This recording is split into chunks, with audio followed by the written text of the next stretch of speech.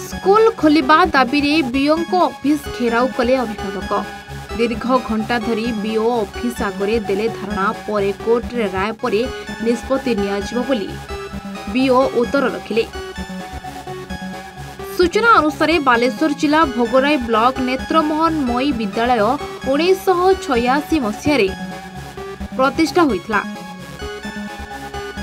चलित वर्ष षष्ठ रे 24 एवं सप्तम रे 17 जन छात्र छात्री पाठ पढ़ुथिले।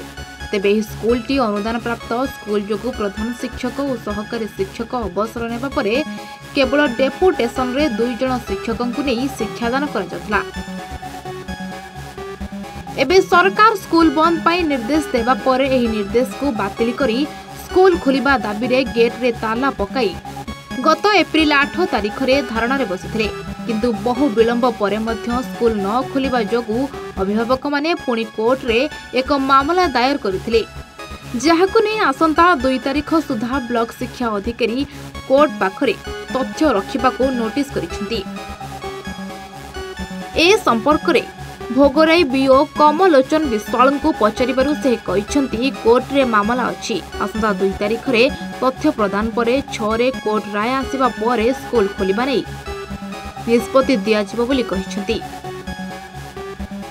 दास कंटाबणी नेत्रमोहन मई विद्यालय जन अभिभावक। आज्ञा घटना हूँ दीर्घ 45 वर्षर स्कूल जो स्कूल पाठ पढ़ी आम आज जे जार कार्यक्रम करूँ।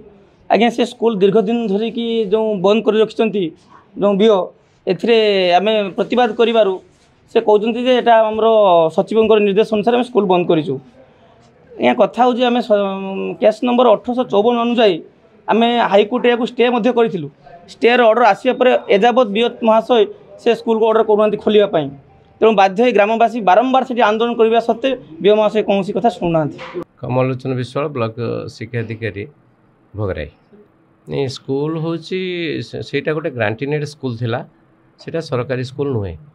ग्रांटिनेड स्कूल नियम हूँ जो पर्यंत शिक्षक अच्छा स्कूल चलो।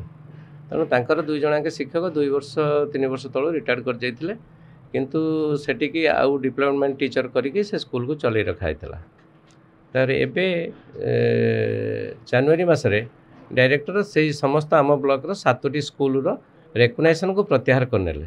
जेतले रेकग्नाइजेशन थिबा जाय गोटे स्कूल चले, जेतले सरकार स्वीकृति प्रत्याहार करनेले तेणु आमे सेटा तांको जणै देलु जे एत नंबर चिट्ठी बल डायरेक्टर आपन विद्यालय स्वीकृति प्रत्याहार कर दैछन्ती एवं से स्कूल बंद हला।